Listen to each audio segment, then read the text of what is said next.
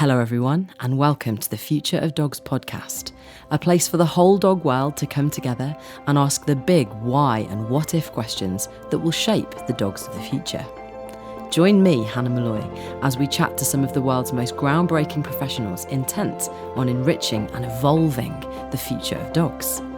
This podcast is in association with Amplified Behaviour, my online video learning library for dog owners and dog geeks. Big thanks to my dog's favourite food and our Season 1 sponsor, Nature's Menu. With over 40 years in the pet food business, Nature's Menu is Europe's leading expert in raw and natural pet food. So, let's jump into the conversation. Welcome to another episode of The Future of Dogs, and in this episode, The Future of Dog Campaigning Part 1, we get to meet the amazing Marc Abraham OBE. Marc has had a veritable career of veterinary care on the Paul O'Grady show and in real life vets. He's an author, he's a campaigner, he changed the law with Lucy's Law. He has an OBE, amazing for all of the incredible work he's done in changing the world. And he's the co-founder and secretariat of AppDog, the all-party Parliamentary dog advisory welfare group in Parliament. He's also sourced pets for the Prime Minister. So if you are a Prime Minister incoming, then do hit up Marc if you are looking for a rescue dog of your very own, and it's our absolute pleasure to have you on the show. Welcome to the show, Marc. Hello, Hannah. How are you? Thanks for inviting me on. It's nice to see you. It's really great to have you. Thank you. You're a super busy guy, so really appreciate you making the time to hang out with us. So you have done all of the things, Marc. You've got, we've hung out before. We do a little bit of campaigning work together. I'm very grateful to have been able to get lots of your advice about setting up campaigns. But you started as a vet. Can you just take us back in time a little bit and talk us through the journey from going into the world as a vet and then moving into this amazing career in campaigning? Yeah, I mean, I never really ever predicted this. But I don't think anyone ever does. And I think that's part of why campaigning is so special, because it takes something to make you feel uncomfortable or upset you, or some form of tragedy that's the trigger to do something about it if you care enough. And I was a vet. I still am a vet. I was a practicing vet for 20 odd years. And I was used to run the emergency clinic in Brighton, and I was a first opinion vet. I was an emergency vet. I've done, as you mentioned, TV vet. I've done lots of different vet hats,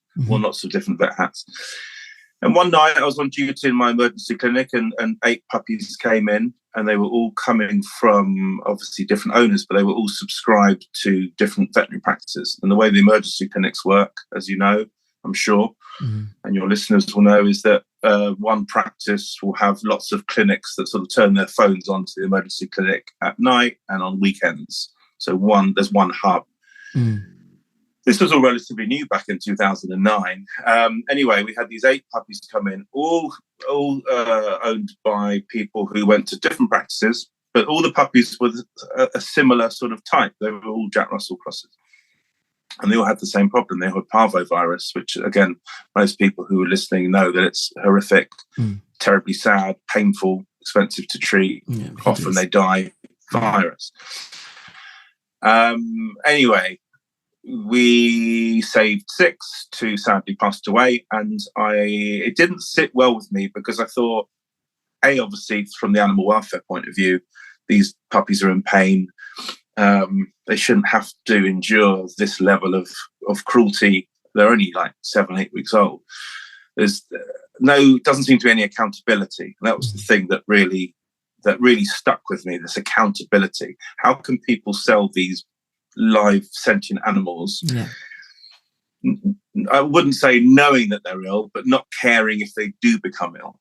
And so I kind of rang all the owners, even of the deceased puppies, a few days later. And I said, look, where did you get them from?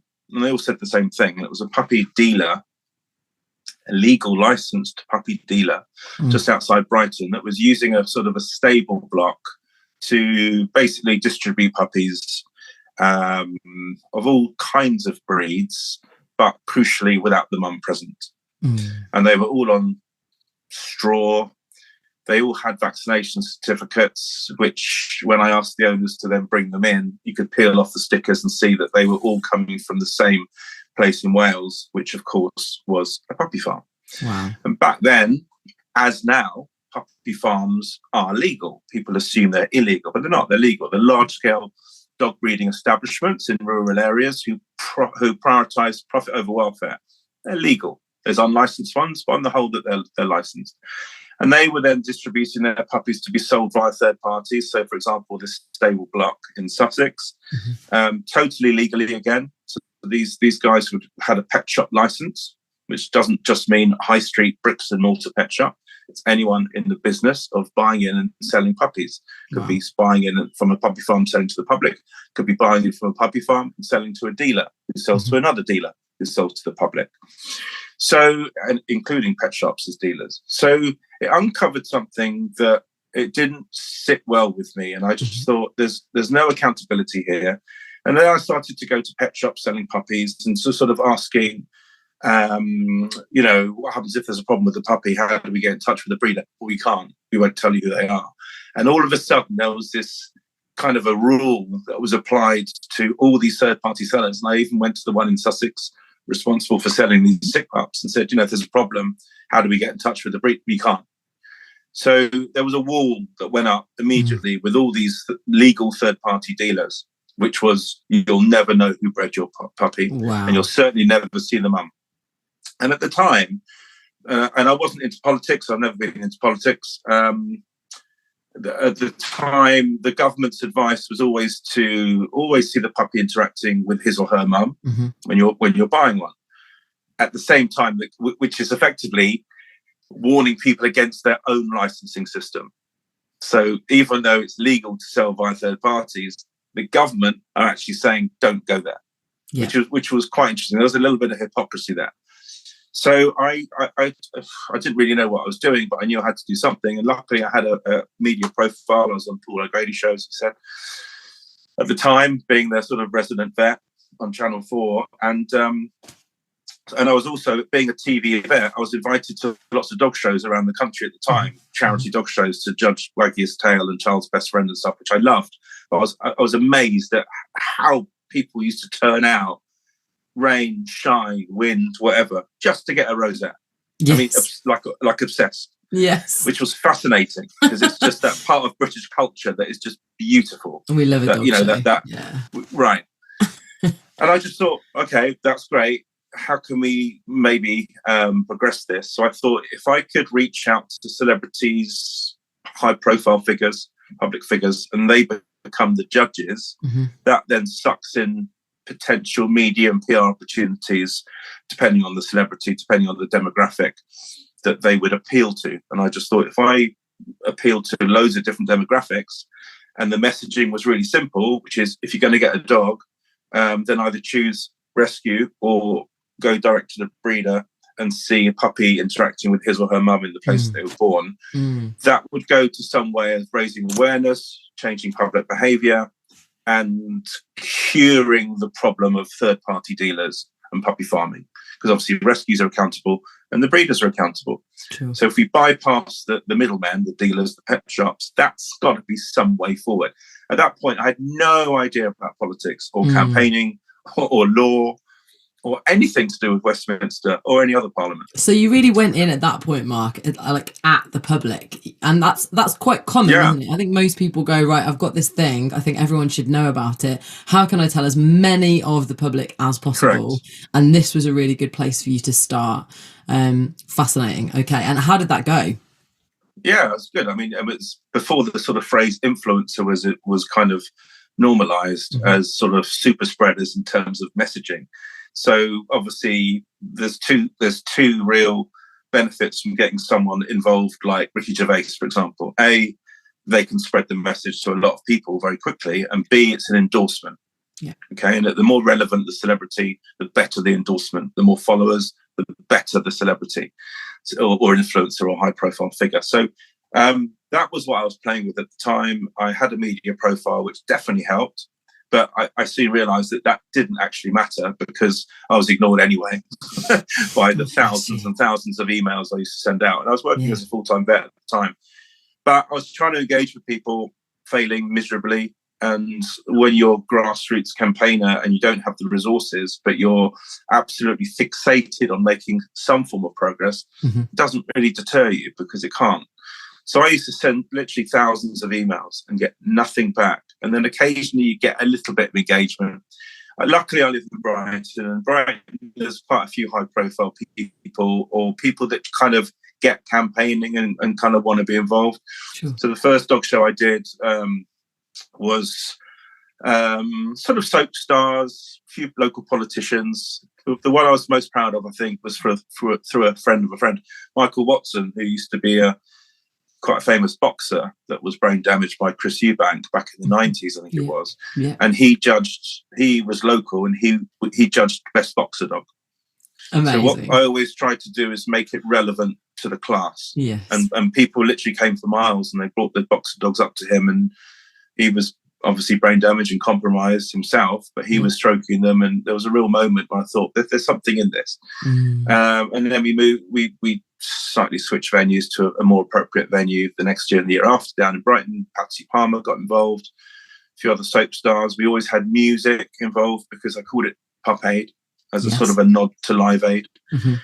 So we had a musical element, we had a food element, we had trade stands, and it became a thing. And we had 3 in Brighton.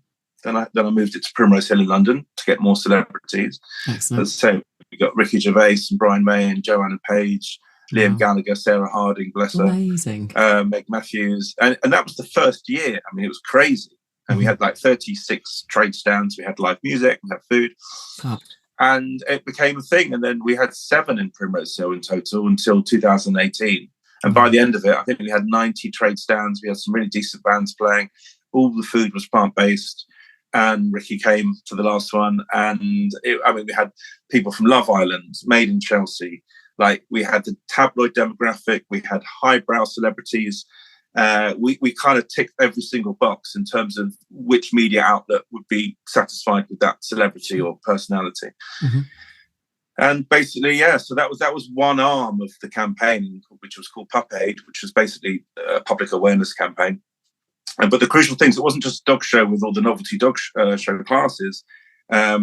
In the middle, we had the parade of ex-breeding dogs, and that was almost like providing the evidence. Like, you're all here gathered with your French bulldogs and your chihuahuas with their little jackets on, these beautiful pooches from Primrose Hill, with wearing hundreds, if not thousands of pounds worth of clothes and jewellery.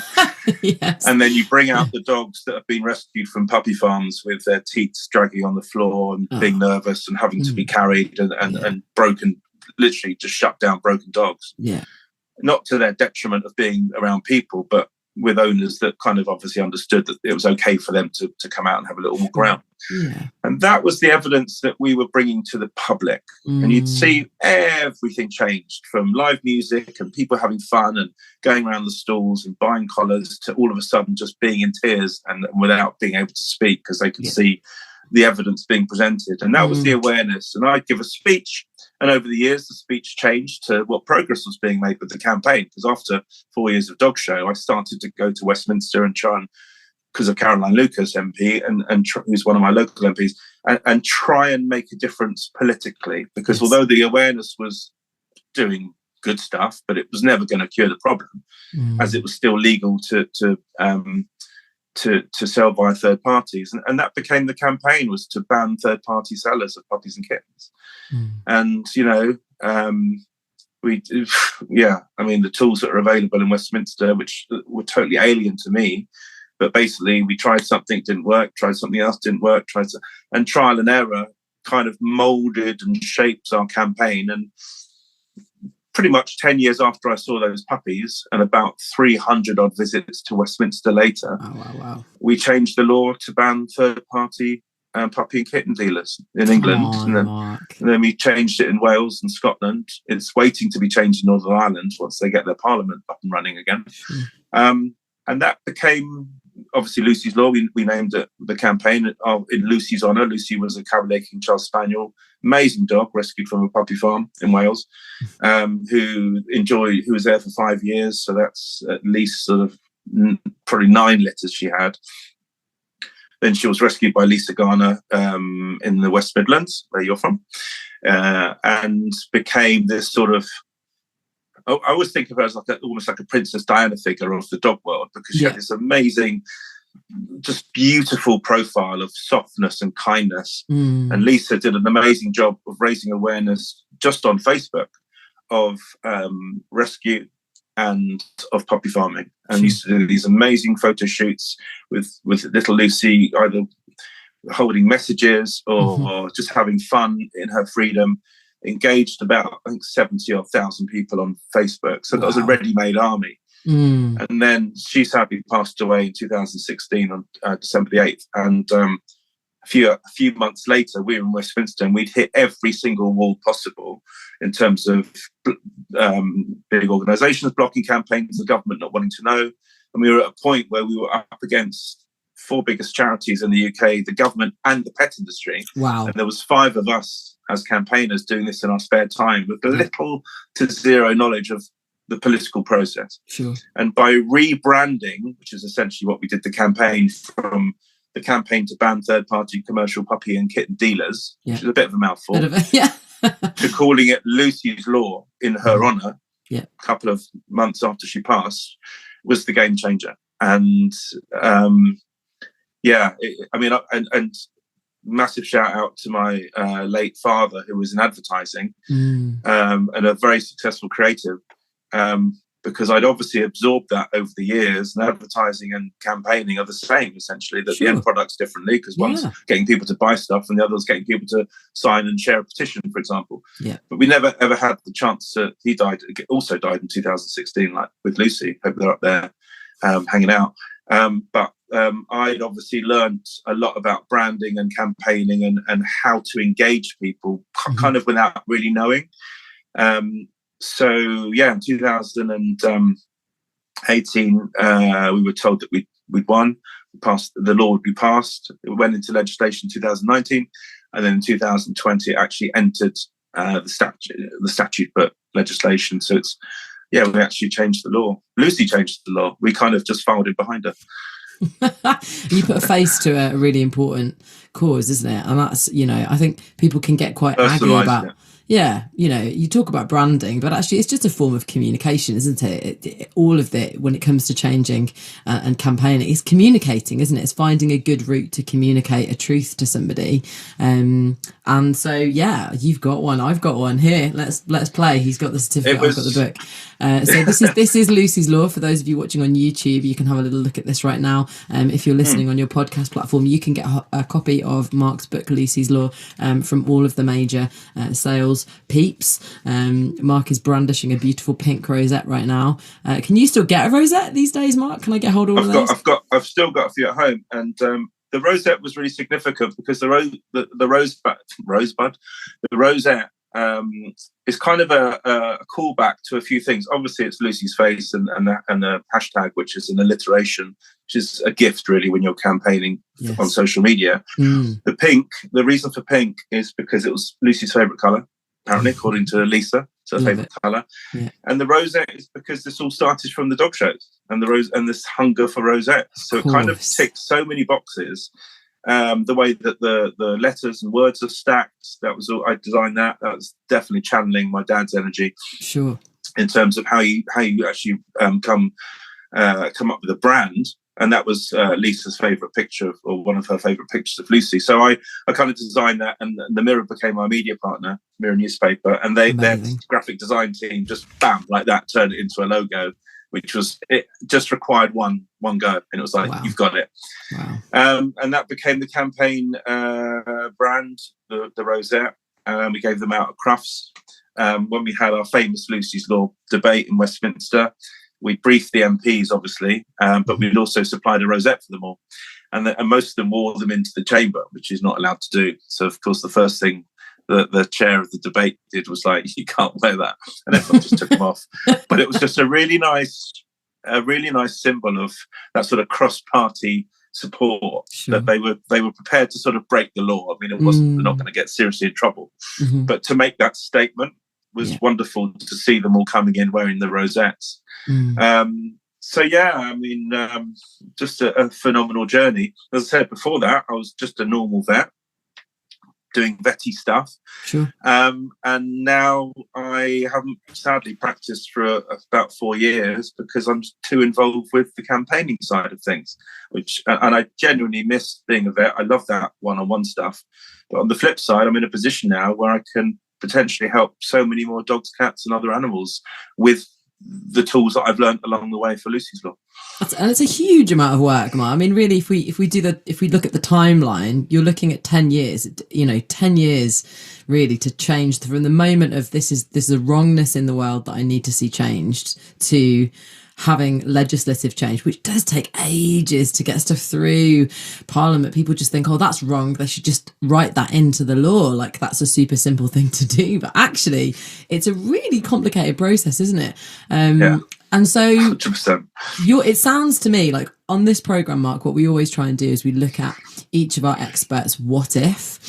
So the what if that they hold in their heart, that drives them to want to change something in their particular field of expertise. And I think a lot of the guests that we've had on this show, we've looked at, the future of dog breeding, the future of dog conversations. We've looked at the future of dog grooming, the future of the vet industry, and all of these areas. A lot of them boil down often to, we'd like to change this bit of law. Sometimes it really can come down to actually that there needs to be a legal system here that supports what we're trying to change. So I'm so grateful that you've given us this time, because I think that your knowledge is so applicable to any level of the future of dogs, so and actually the future of animal welfare in general. I'm not even going to pigeonhole you just into dogs.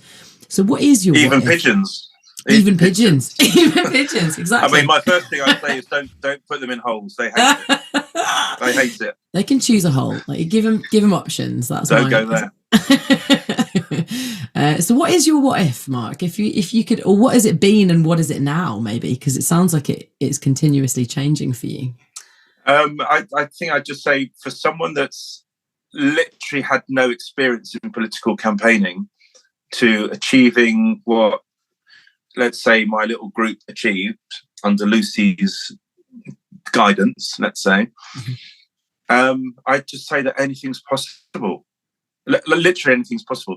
And we'll come to, I know we'll discuss the sort of the 5 tips, but genuinely speaking, anything is possible. If it's the right thing to do, and we often hear the phrase, the right side of history, which I think is really relevant. I think it's Martin Luther King Jr. The arc of the moral arc of the universe is long, but it always bends towards sort of progress. And that's right. Things do take long, and everything has to be done in the right sort of order, usually, and that really applies to politics, because politicians, decision makers, ministers, MPs, whatever you want to call them, there's a currency that's kind of accepted. Yeah. And I think if you play by the rules, and I'm not a rule player generally, but in terms of politics, you need to be taken seriously. Yeah. And there are ways of doing it: select committee, e-petition, debates. It's the currency of change. Sure. The currency of political change. And if you can sort of tick all those boxes off and sort of deliver and keep MPs or decision makers engaged at that process, you're proving that you kind of not know what you're doing, but you're respecting the system, and it's the system that will end up changing what you want. So sounds like it's a different language, isn't it? Like everything's got, science 100%. Has a language, it sounds a little bit like actually government has language that we need to be able to learn and speak, and just standing still and going, I think this is important and people need to listen to me, probably isn't going to cut it when you're really stepping into to Parliament. It's language, but on many levels, it's the language of actual how people talk to each other, but it's also the language and behaviour of political campaigning. Yeah. And there are ways of doing it, which all take time, and they have to be done as perfectly as you possibly can. Sure. Because that's how you get progress. And one of the biggest questions people ask me is, why does stuff take so long? And it does take long, as you've already referred to, and it takes long because everything has to be scrutinized. Everything has to be checked. Everything has to be challenged in the nicest, politest way. And some of the touch points we have as grassroots campaigners with the political system are the debates, are the select committee inquiries. And it can all work in your favour. It just needs a hell of a lot of work behind the scenes to brief the MPs, to make sure they know exactly what's going on. And most importantly, you need a solution that's practical. If it's legislation, it's enforceable, that's watertight. And this will be in the tips section, but there's no point campaigning for something if you haven't got a solution. And and I see it all the time on social media. Like, as you say, making loads of noise. This needs to happen. Okay, well, how are you going to do that? I don't know. And you see that a lot with trolls. You see that a lot with trolls. I've received so much not so much, but a lot of trolls, a lot of negativity online. No one, and this is kind of my definition of a troll, unless you provide an alternative solution, you're a troll. Because you're just basically just shouting and criticizing someone, but you're not providing us. No, it's just criticism. And I genuinely don't know how people think it's appropriate to just go, yeah, but that's rubbish and that won't work, without, when it does, A, and B, without providing an alternative solution. And trolls are fascinating. I've written about them in my book, as you know. But there's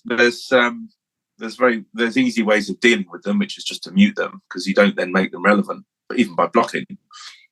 But there's even trolls that go, you've changed the law, but people are still doing it.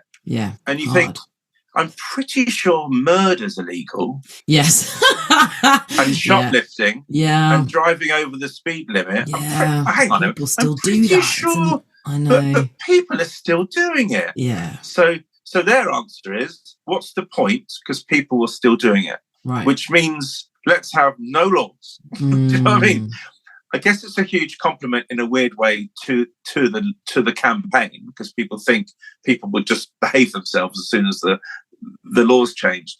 But and it's they want amazing. It, and people are standing behind it and going, "We want it, Mark," but it's not working for whatever reason. So and it's like, well, it may not be working, but now the legislation is in place to investigate and to prosecute, and to turn that into accountability. So it's fascinating how people, they're so desperate for you to fail. Not everyone. I mean, on the whole, it's always been positive. But there's still that element that can bring you down. And, if you're campaigning, for example, for animal welfare, there's obviously, it's underpinned with compassion and kindness and caring and empathy, like all campaigns are, when you're campaigning for some sort of welfare change, whether it's animals, old people, disabled, protecting the vulnerable. So naturally, you do get slightly wounded every time, because you're like the agent, you're like the manager for the vulnerable. So you're their voice. So if people have a go at you, they're kind of having a go at them. And that must be so hard to keep yourself and the campaign.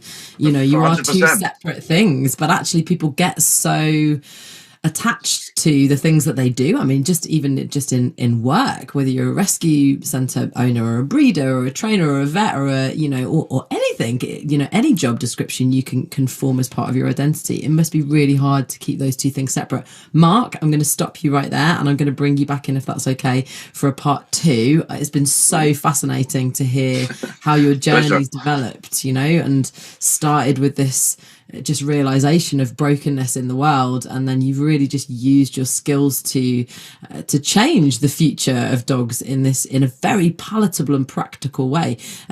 So I'm hoping that in part 2, you will just give us a little bit more detail as to the nitty gritty, like what was really tricky. We're going to hear more about your next book, which has recently come out, called Be More Mosquito. And if possible, you're going to give us top 5 tips for those people who are looking at wanting to do grassroots campaigning in a particular area of animal welfare or dog welfare. Or anything. That's it. Or anything. It could be. You can apply these tips to anything at all. Yeah. And there's no excuse not to do anything. That's amazing. Thank you so much, Marc. So we look forward to seeing you in part 2. And guys, if you've enjoyed this episode, don't forget to like and subscribe, and we'll see you in the next episode. And that's it for part 1 of this 2-part episode. Tune in next week for the second part of this intriguing conversation, and we'll see you next time.